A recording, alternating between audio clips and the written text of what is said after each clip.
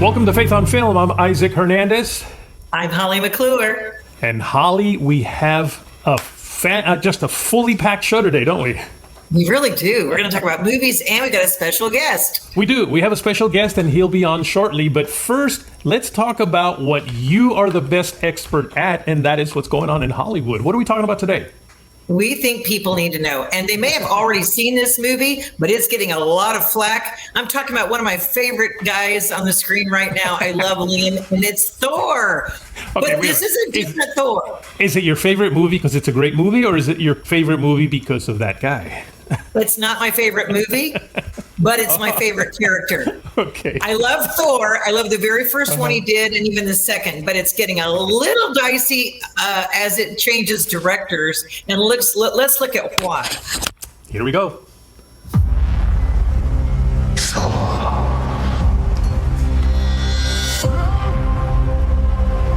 I know your pain. Your suffering. You've lost. Yet God protect them.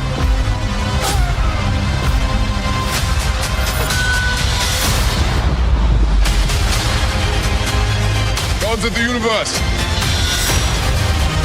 I come here to raise an army. Today, we'll go down in history. How exciting. Today, we'll fight! I'm gonna kill this guy. Spoken like a true Thor. This ends here and now! I'm counting on that. Marvel Studios' Thor: Love and Thunder. Wow. A lot of thunder, a little bit of love. Okay, the thing is, like I said, I just love Liam Hemsworth, and so I love the character of Thor. And this is Greek mythology. I mean, so you have to take it tongue in cheek, okay? Nobody take this seriously when they're talking about gods and things. But of course, the premise is that there is a gourd which is going to kill all gods. That's, Christian Bale plays this dark, evil character, and something happened to him where he lost his child, so he wants revenge, so he gets the power of a sword that will destroy all gods. So he goes after, it's going to be Hercules and Zeus and Thor. It's those kind of Greek gods that he goes after. And so this is how Thor is going to fight against this character. The director is It's Taika Waititi. It's a very New Zealand name. And he's the one that plays the Rock character. So if you hear his little voice in the Rock character, he's the director. This is his second time he did Ragnarok, so he's doing this one. And he's funny. He's kind of campy. They love what he did with Ragnarok, so I thought, let's do it again. But the thing is, there's some questionable things in here. Okay, now, again, parents, I'm just giving you what's in here. I'm giving you what's in there so that you know, so you can discern for yourself if it's questionable or not, all right? And I'm going to do a couple of spoilers. So, one big spoiler. So if you don't want to hear this, I'm sorry, but I feel I need to do it because it's raised a lot of problems in the press, and it's getting people protesting it. One of the things is a simple little reference to how are rock babies made, and his character says, well, there's two male rocks and they get together and a baby rock falls out, and that's how it's done. So he refers to two male rocks producing a baby rock, which is his character. There's another Valkyrie character, female. She looks over at a woman and again gives her the eye and the look like, flirting with her, just to look, but it's there. And then there is an emotional pivotal point that I don't think they really thought it would be for some people, but boy, is it getting a lot of response. And that is that Jane, who they bring back as the female Thor, Jane, the reason she becomes that is because she has terminal cancer. And she is getting, in there, getting fed through the tubes and getting her medication. And they're talking about how she's dying. And she makes her way to go look at the monument in the city that has the remnants of Thor's hammer and how it was busted. And there's pieces that come together. And she touches that and she becomes Thor when she has that hammer and when she's in character. And then when she's not, she's dying of cancer. So she knows that she has a limited time to live. And this is the secret she keeps from Thor. He sees her again. he never lost his love for her. That's the comedy part. He like says exactly how many years and days. But, you know, aside from her chemo that she's not getting now that she has the hammer, she still is slowly dying. So there is a death of Jane, and that's sad. And yet, if parents, you'll wait through all the credits for the 2 end credits, we see Jane, and she's in another place, Valhalla. And so the story may not be over. Okay, I know I spoiled it for some people, but I want you to know this because this is what the movie has in it. And if you don't think your little ones, you know, can understand this, or it's appropriate, or you're sensitive because you've lost a loved one to cancer or whatever, that's the flack that they're getting back now of people who've seen it. Okay, let me go back to this whole 2 male rocks, creating little baby rocks. Throughout this COVID pandemic that we just went through, everybody kept saying, believe the science, believe the science, believe the science. But science tells us that it takes a male and a female to create another, well, in our case of humans, another human being. In the case of animals, a male and a female to create another animal. And now we're not supposed to believe the science when it comes to 2 male rocks, or for that matter, 2 male anythings? Well, it is entertainment, right? and it is about Thor, so this isn't real. Okay. And I mean, isn't there, there's some male species, I think, that create their own in science. Okay, anyway, but here's the deal. Here's what bothers me, Isaac, is we heard, because what is it? Is it seahorses? Don't they create their own? They don't there is one animal that, yeah. I mean, like, you know, let's just try. Okay, but here's the deal.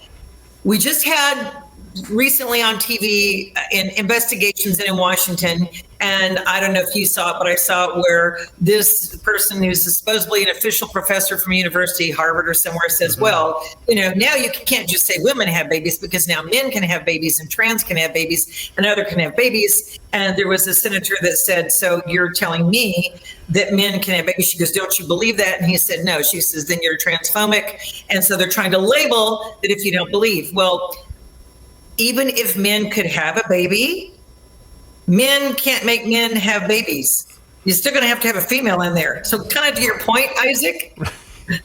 So we are getting this subliminal cultural push from Hollywood that's subliminally putting in there, oh, and men can do this and men do this and you have babies. And we saw the person from Disney say, whenever we can put it in, we're going to put it into movies. Whenever we can get it in there, we're going to get in there. We heard them proclaim this. So we are seeing little by little by little into scripts and stories, this subliminal suggestion. And that's what irritates me. And that's why I want to call it out. Yeah. And if you love it and you believe in it, great. That's your option. This is what movies are for. You can go and you can enjoy it and you can love it. But if you're a parent so a friend called me recently and said, my daughter is going to take her boys, should she go see Thor? And I told her about these things. And she goes, thank you for telling me. She won't want to go see that because she's protecting her children, her boys that are, 10 and 12. She's protecting them right now from not wanting to be influenced in movies about the trans and the whole gay thing. So, there's some parents that matters to them. Sure. And like I said, then they're getting the whole other flack about the cancer. They kind of treated it lightly. Oh, she's dying and she has chemo and she's getting chemo. Oh, she becomes Thor. Oh, she's going to die. Well, so I just think people need to be aware. But it is funny. There are some funny scenes. Russell Crowe does not look like Russell Crowe. It took me a minute. Literally, I was watching him going, he looks so familiar, but he's kind of fat. Oh my gosh, that's Russell Crowe. It literally took me a while to figure out. And it's kind of sad. He's not in his gladiator form. Let me put it that way. I wonder if he did that just for this movie or if he's just getting that way already and it just fit the character. What he did 2 takes. The takes he did were 2 different accents because he wanted to see Russell Crowe do it. And it's this flaming Zeus character. Again, a flaming Zeus character. That's not in mythology what we picture Zeus as, nor is it his character, but that's what he made him in this movie. And he has orgies, and they talk about the orgies, but you don't see it. So again. Yeah, because I was okay, now wait a minute. We never mentioned that part a little while ago. You never see anything; they just talk about it, but it's referenced. So your 7-year-old might say, "What's an orgy?" And that's why it's rated PG-13, and that's why you don't take children 6 and 7 to a PG-13. And parents heed the rating, heed the warning. They give it to you. Heed the rating. And that is why we have these segments now on Faith on Film, because we want people to know what's there so they can make wise choices, right? Choose your movies wisely. That's right. Well, guess what? Let's shift now and talk about a faith-based movie, because I can't handle it. Let's do that. We have a great guest on today. And first, let's take a look at the trailer to his latest movie. And then when we come back, we'll get to talk to him a little bit and find out what he's all about, all right? Let's do. Again? Yeah. I'm making it an appointment. His name is Dr. Haja. He's from Indonesia, I think. And he's an internist, best in the field, according to Entertainment Tonight. Entertainment Tonight? You are Dr. Haja? No, that's me! I'm Daniel Adams. Daniel, there's a good chance you have a terminal illness that could result in death in a short period of time. So, Danny, you're going to die? Hi, Mom. Who died? What? Why would you say that? You come to see me in the middle of a weekday, no phone call, no gift. What else could it be? I'm doing a new workout program. Don't want to die before my time. We're good, right? We are from the Church of Jesus Christ of Modern-Day Saints. I just got home from work and I'm really not feeling that good right now. We just wanted to make sure you were good with God. So, hypothetically, if you were to die, let's say in 3 weeks. 3 weeks? Are you sure that when you die, you're going to be with God? Well, I didn't know if it was any different for you, being that you guys have your own book and all. Lord, I haven't asked you for much in my life. But I'm asking now, please, see me, feel me, touch me, heal me. Wait, that's a song from The Who. Scratch that.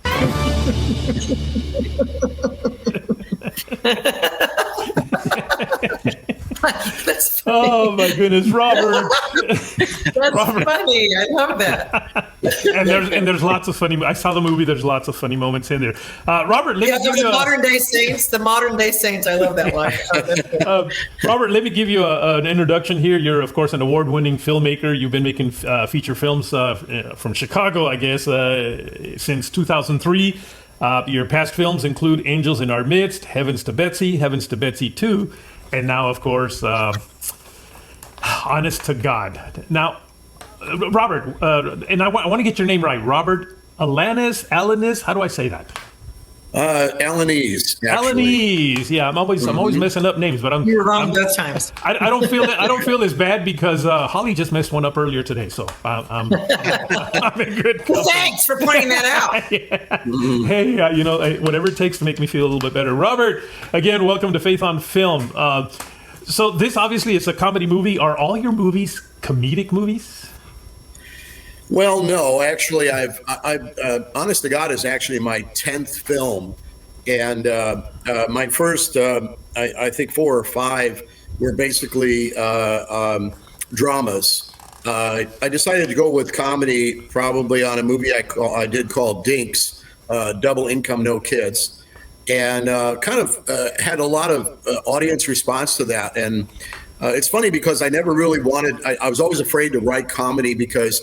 I never considered myself funny, and my wife told me, "Nah, you don't want to write comedy. No one's going to laugh." And so I wrote this comedy, Dinks, Double Income, No Kids, and we showed it at the premiere, and the entire audience was laughing throughout the whole film. So I thought, well, this must be my niche. So I'm going to kind of continue on, and I did. I went from that to. Heavens to Betsy 1 and 2, and then Honest to God, and a couple, prior to that weren't faith-based movies. Well, taking a theme of being sick and possibly having a terminal illness and making it funny, that's a big challenge. Is there any real experience you had with that? Or did you just feel like you needed to take a subject that is a heavy subject we're all dealing with these days and kind of put some levity to it? Well, all of my movies, every single one has is based on personal experiences or my own personal beliefs. Foremost, I think I'm a writer more than a director and producer. I mean, I've done just about everything there is, but I think mostly my writing is personal. And honest to God, was based on a real experience I had where a few years ago, they found a lump in my throat. And it took forever for me to get a doctor's appointment and for them to finally tell me whether it was benign or cancerous. So in the time period between the diagnosis, I was going crazy. I was just thinking everything that I thought I was going to die, and I thought, I've got so much time left. I maybe I should check and see the running times and all of my Blu-rays to see if I could watch them all before I die. Really crazy things like that. And then once I found out it was okay, and I had the surgery and I had it removed, I thought, this is probably God's way of saying, look, here's another funny thing, because there was a lot of spirituality involved in what was going on, because I was afraid to die. And as a Christian, you're not supposed to be afraid to die. And I was. And then I started, questioning things and, doing the things that I think everybody does when they're in that kind of situation. And even to the point where I even invited Mormons into my house just to sit down and talk with them and see if their point of view was different from the Bible. And I don't know, I was just going crazy. So I just thought I'd make a funny movie. What was can I just ask this? Because in doing this movie, is it mostly for adults? Is it teens? Would you rate it a PG-13 because the subject matter? I mean, is there an age range that you can advise our audience of who would most appreciate this? Boy, I don't know. The distributor, which is Bridgestone Multimedia Group, and they're a pretty popular distributor of Christian films, they read the script, and I was waiting for some kind of comment about things, because, there are some jokes and comedy that revolves around, the Mormons, although I don't make fun of them, and around the situation with Daniel and his mother and their misunderstanding of what he's trying to tell her. I don't want to give too much away on that, but I never really thought it was PG. Well, I guess PG-13 is okay, because it does have a little bit more of the adult humor than, say, Heavens to Betsy, which was really, really, really I think a G-rated film. Both of them were. This movie, and again, I did see it recently, kind of really touched me a little bit, because I recently went through a situation, not where I knew that or thought I was going to die in a few weeks, but where when I was in emergency, the doctor said, you know what, it's a good thing we got it right now, because you potentially could have died.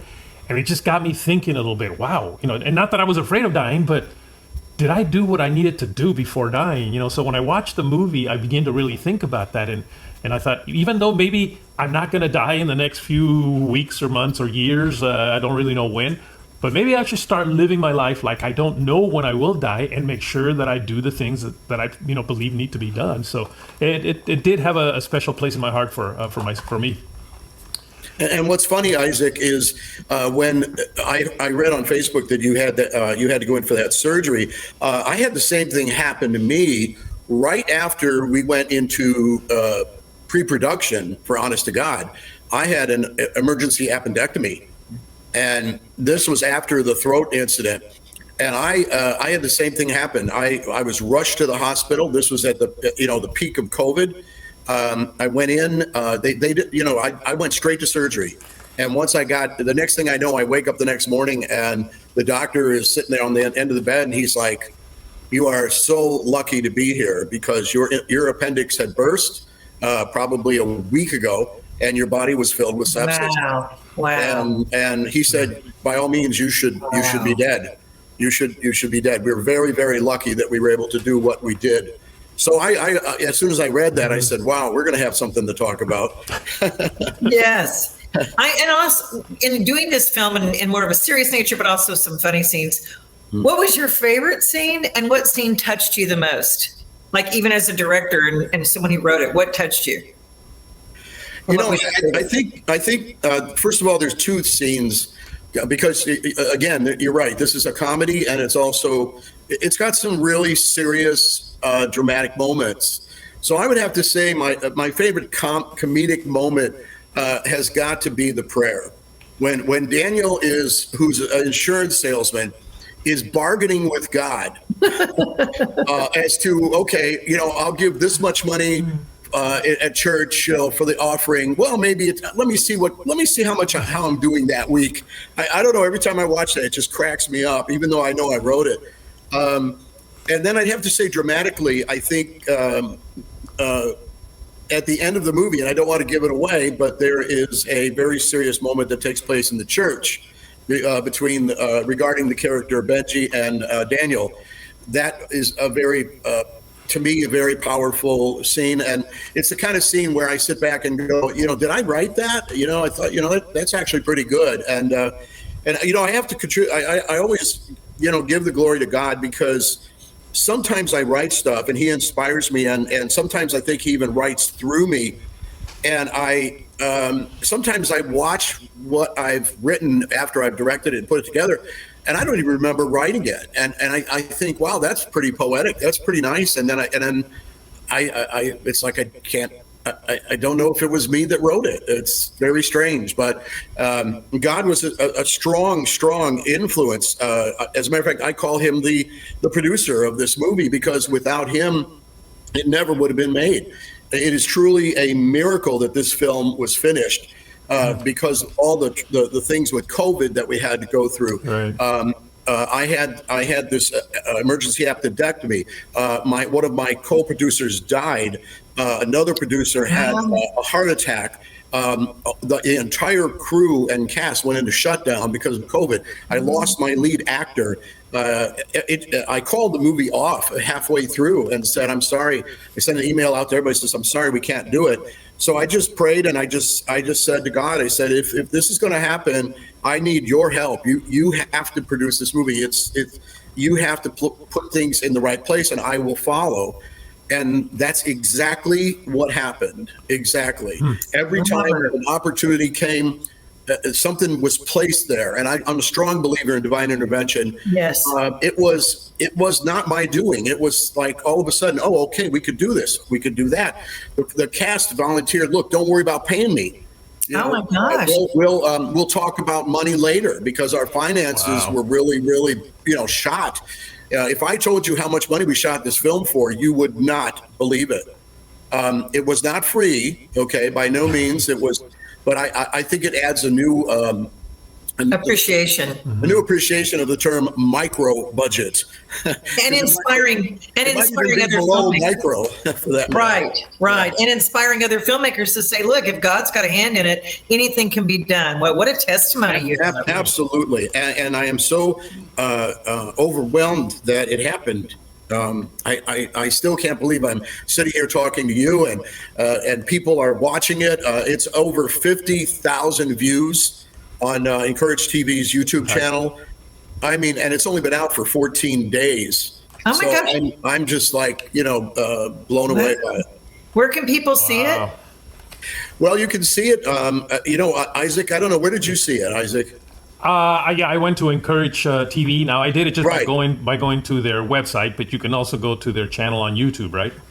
Right. You could do it that way. Encourage TV, of course, is number one. They're the distributor. And then there's YouTube. I also heard it was on Tubi, something called Roku, which I'm not familiar with. It is on Amazon Prime, but I believe you have to pay to watch it there. Good. I'm on Amazon Prime. I can see it. Yay. Yeah. And then there's a DVD available, of course, which has been out for a couple months now. So I haven't heard from the distributor yet, but I'm pretty sure it's doing pretty well. That's awesome. Now, you did say that you've made some secular movies, but your last 4 movies have been Christian movies. Is that because you feel that God is putting these scripts in your mind? Because you said that technically it's almost like He's writing them. I can answer that real easy, and I've been kind of rehearsing this in my head because I'd watched one of your shows where you had the two guys on who were twins and also were Christian filmmakers, and the answer to that is real easy. I've always felt God's influence in my creativity. I'm a strong believer in God-given talent. I don't believe that just anybody can do it. I'm sorry, but I know anybody can grab a camera, anybody can write a script, anybody can do it, but can you write a good one?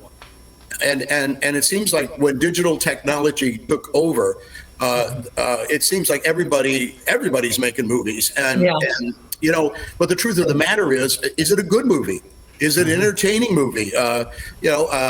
So when I first started doing films, which I started doing films a long time ago in the 70s, and but back then it was nearly impossible because I did Super 8 sound movies because I couldn't afford 16 millimeter.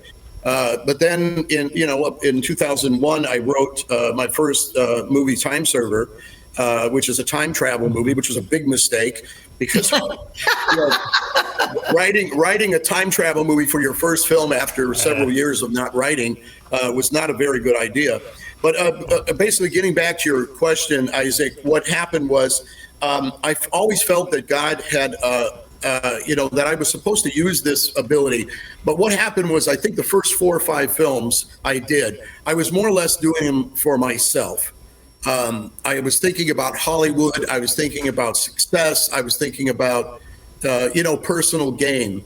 And something happened when I did a movie called Mind Over Mindy, where I had a possible deal with Warner Brothers for $5 million. And I thought that this was like my big break. And, we were going to end up going to Hollywood, or I was going to go to Hollywood or get some attention there. And what happened was it all fell through. It turned out to be a con job. And the money was wasted, and the movie almost never got done. I was able to finish it, but just by the skin of my teeth. But afterwards, there was a conversation I had with my wife, because my wife also said, I believe God is bringing you down this path. God has given you all these opportunities to make movies. Mm-hmm. Why would God give you this great opportunity with Warner Brothers and everything, and then have it pulled out from underneath you? And I said, well, maybe that's because God just doesn't want that. Maybe that's not what this is all about. Maybe I'm supposed to be making movies for Him. Mm-hmm. And okay. Right at that moment in time, I felt, I'd like to say the Holy Spirit filled me and said, this is your next movie. You are going to write a story about somebody who wants fame and fortune and doesn't get it and blames God for it. And then God gives it to them and shows them what would happen if they got what they wanted. And there is Heavens to Betsy. And that's the plot. So it was, and from that point on, after Heavens to Betsy, I realized that I'm supposed to be doing it for the Lord, not for myself. And that's where I am. Amen. Well, thank you for sharing your story with us today. And folks, don't forget, it's Honest to God is his latest movie. And you can watch that on Encourage TV. Just look for Encourage TV, look for Honest to God. I'm sure you'll find a way to watch it. Robert, I love your testimony. I love your testimony and the movie as well. I look forward to seeing it. Thank you so much for being with us today. You're welcome, and thank you for having me. You bet. And folks, don't forget, you can write us at faithonfilmtv@gmail.com. That's faithonfilmtv@gmail.com. Holly, thank you for your insight into Hollywood as well today. And Robert, thank you for being with us today. You're welcome. Glad to be here. Folks, see you next week.